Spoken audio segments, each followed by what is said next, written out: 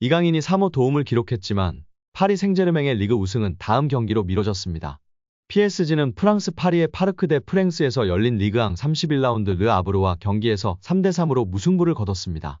이 경기에서 승리에 승점 3점을 추가, 승점 72점을 만들었다면 리그 우승을 확정 지을 수 있었던 PSG는 아쉬운 무승부로 승점 70점을 기록, 우승 조기 확정을 다음 라운드로 미뤘습니다.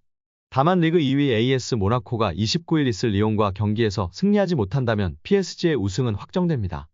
오히려 5월 2일 독일에서의 챔스 4강 1차전 원정 경기가 있기 때문에 주전급에게 휴식을 주고 로테이션을 가동할 것이라는 예상도 있는데요. 프랑스의 프렌치 풋볼 위클리는 이강인의 도르트문트전 선발을 예상했습니다. 이 매체는 도르트문트전의 리카 에르난데스, 밀란 슈크리니아르가 수비수로 시간을 가질 것이고 중원은 이강인이 완성할 것이다. 또 공격진에는 은바페, 덴벨레, 골살로 하무스로 도르트문트를 괴롭힐 것이라고 보도했습니다.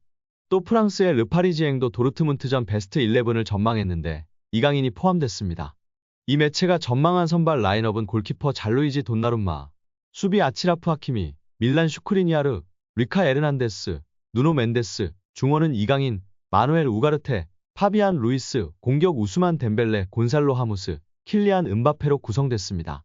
아마도 주전급 선수들이나 이강인 선수나 짧은 시간이라도 르아브르전에서 경기 감각을 위해 뛸 것이고 무엇보다 중요한 것은 챔스 1차전인 5월 2일 도르트문트전입니다. 르아브르전에서 나선다면 좋은 모습을 보여 도르트문트전에서 1점 냈으면 좋겠습니다. 후반전 시작과 동시에 PSG가 교체 카드 3장을 사용했습니다. 바르콜라 대신 세니 마율루, 아센시오 대신 이강인, 덴벨레 대신 킬리안 은바페를 투입했습니다. 후반 8분 박스 안 오른쪽 측면을 파고들어 공을 잡아낸 이강인은 오른발 크로스를 올렸지만 상대의 수비가 걷어냈습니다. PSG가 위기에 처했는데요. 후반 14분 박스 안에서 다닐루가 네골을 손으로 쳐냈고 이후 비디오 판독 VAR이 진행됐습니다. 주심은 페널티킥을 선언했고 결국 르부아르가 골을 추가했습니다. 득점이 급해진 PSG는 후반 17분 콜로 무아니, 마르퀴뇨스 대신 곤살로 하무스, 밀란 슈크리니아르를 투입했습니다. 이후 PSG는 르아브르의 박스 근처에서 공을 돌리며 기회를 노렸지만 좀처럼 슈팅 찬스는 나오지 않았습니다. 후반 33분 PSG가 한 골 따라붙었습니다. 하키미가 하무스에게 패스한 뒤 곧장 박스 안으로 뛰어 들어갔고 하무스는 다시 하키미에게 찔러줬습니다. 하키미는 정교한 오른발 슈팅으로 득점을 만들었습니다. 이후로도 PSG는 계속해서 르아브르의 골문을 두드렸습니다. PSG가 탄식을 내뱉었습니다. 후반 39분 이강인이 박스 앞에 은바페에게 패스했고 은바페는 뛰어들어가는 하무스에게 공을 연결했습니다. 순식간에 만들어진 골키퍼와 1대1 찬스, 하무스는 슈팅했지만 골키퍼 아르투르 데스마스가 얼굴로 막아냈습니다. 환상적인 연계 플레이의 시작이 되는 패스를 이강인 선수가 멋지게 넣어주고 은바페가 다시 하무스에 내줬으나 아쉽게 골로 연결되지 못한 것입니다.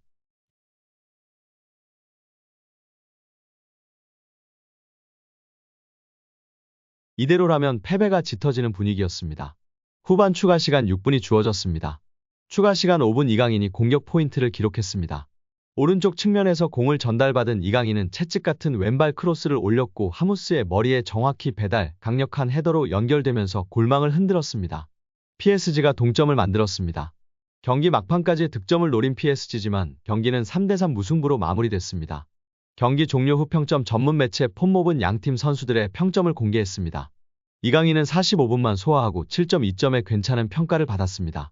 아센시오와 교체로 그라운드를 밟은 이강인은 슈팅 1회와 패스 성공률 89%, 기회 창출 1회, 상대 박스 네터치 4회, 볼 리커버리 1회를 기록하면서 존재감을 제대로 뽐냈습니다. 이강인 선수는 소파스코어 평점에서는 7점을 받았습니다. 이는 마지막 동점골을 넣은 하무스, 에머리에 이어 세 번째로 높은 평점이었습니다. 에머리 선수는 풀타임을 뛰었고 이강인 선수는 45분만 뛰었는데 좋은 모습을 보여준 것입니다. 특히 후스코어드닷컴 평점에서는 하무스가 8점이고 이강인이 7점으로 에머리, 비티냐보다 높은 평점을 받았습니다. 에머리는 6.7점, 비티냐는 6.3점이었습니다. 이날 하무스가 8점으로 가장 높았고 하키미가 7.5점으로 2등이었고 이강인 선수가 7점으로 3등을 기록했습니다. 패배할 수 있었던 팀을 마지막 택배 크로스로 팀을 구해낸 멋진 어시스트를 인정받았습니다. 벤투 감독은 유튜브 채널 FC온라인과의 화상 인터뷰에서 대한민국 축구대표팀 시절 줄곧 외면했던 이강인을 카타르 월드컵에 발탁한 이유에 대해 이강인의 재능이 뛰어나다는 사실은 팬, 감독, 스태프 미디어 할 것 없이 누구도 반박하지 못할 것이다. 하지만 우리 코치진은 그보다 많은 분석이 필요하다. 재능만으로 판단해서는 안 된다. 이강인과 같은 엷은 유형의 선수는 주로 공격만을 생각하고 수비를 고려하지 않는다며 솔직히 이강인을 월드컵 명단에 올린 건 월드컵 본선 직전이었다. 이강인을 월드컵에 발탁할지에 대해 확신이 있었다고 한다면 그건 솔직한 대답은 아닐 것이라고 월드컵 최종 명단에 이강인을 제외할 생각도 있었다고 털어놨습니다. 하지만 벤투 감독은 23명 명단에 이강인을 포함했고 이강인은 월드컵 조별리그 가나전에서 부메랑 크로스로 조규성의 골을 돕는 등 톡톡 튀는 활약으로 믿음에 보답했습니다. 벤투 감독은 이강인을 명단에 올린 중요한 이유는 그가 바뀌어서다. 마인드의 변화와 마요르카에서의 활약으로 월드컵 출전의 자격을 증명했다. 그는 마요르카에서 완전히 다른 선수가 되었다. 그의 변화를 이끌어준 중요한 두 사람은 본인과 클럽 감독 하비에르 아기레일 것이다. 이강인은 스스로 스타일을 바꿔야 한다고 인정한 것 같고 아기레 감독은 그런 변화에 대한 확신을 줬을 것이다. 이강인의 훈련 퍼포먼스와 합숙에서 보여준 모습들이 월드컵 무대에서 좋은 성과를 이어졌다고 돌아봤습니다. 여기에 루이스 엘리케 감독이 레알 마요르카 시절 이강인을 발전시킨 하비에르 아기레 감독을 언급하며 화제입니다. 스페인 마르카는 엘리케 감독이 자신의 트위치 채널에서 이강인을 이야기한 걸 발췌해 전했습니다.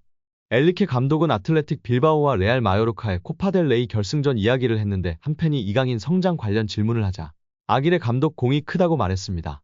아기레 감독은 베테랑 지도자로 멕시코 국적인데요. 멕시코 대표팀을 비롯해 오사수나, 레알 사라고사, 에스파뇰, 레가네스 등 스페인 팀을 주로 지휘했습니다. 2014년부터 1년간 일본 사령탑으로 있기도 했습니다. 2021년도 시즌 중도에 마요르카로 온 아기레 감독은 이강인, 쿠보 다케우사를 활용해 스페인 라리가 잔류를 이끌었습니다. 지난 시즌 이강인을 한층 더 발전시켰습니다. 수비 축구를 하면서도 이강인의 기회 창출 능력을 극대화했습니다. 이강인을 다양한 위치에 쓰며 빌드업 시발점 역할을 맡겼습니다. 본인 중심 전술의 이강인은 더 능력을 선보였고 마요르카가 라리가 중위권에 오르는데 혁혁한 공을 세웠습니다. 라리가 정상급 미드필더로 분류돼 많은 팀들의 관심을 받았습니다. 마요르카는 이강인 잔류를 원했지만 이강인은 이적을 추진했습니다. 결국 파리 생제르맹으로 갔습니다.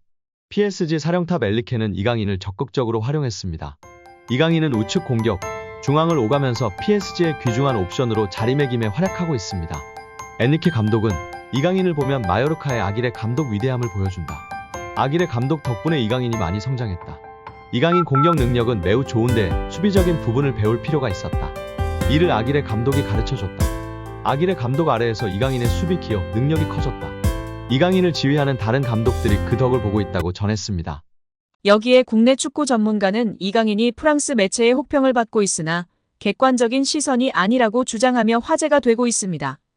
축구 통계 매체 소파스코어, 품몹 등을 통해 선수들의 평점을 순위별로 나열해보면 이강인은 파리 생제르맹 선수 중 9위에 위치하고 있습니다. 심지어 많은 언론이 이야기하던 아센시오, 에머리, 솔레르보다 높은 순위입니다. 비슷한 평점으로 높게는 7위까지도 가능한 순위인 상황입니다. 축구 통계 매체는 언론사의 주관적인 평가가 아닌 기회 창출, 키패스, 드리블 성공률, 패스 성공률 등을 기반으로 평점을 내리는 매체들이기 때문에 객관적이라고 볼 수 있습니다. 매체에 따라 키패스의 점수를 더 많이 주느냐, 공격 포인트의 점수를 더 많이 주느냐의 차이가 있을 뿐입니다. 이러한 객관적인 자료를 통해 알 수 있듯이 이강인 선수가 아시안게임, 아시안컵, 부상 등으로 많은 변수가 있었음에도 팀 내에서 자신의 몫을 충분히 해내고 있다는 점을 명백하게 알 수 있었습니다. 이강인 선수가 결국 객관적으로 에머리, 솔레르, 아센시오보다 더 나은 모습을 보여주고 있습니다. 근소한 차이지만 하무스보다도 더 나은 모습이며 위카 에르난데스, 다닐루 페레이라와 비슷한 경기력을 보이고 있는 것입니다.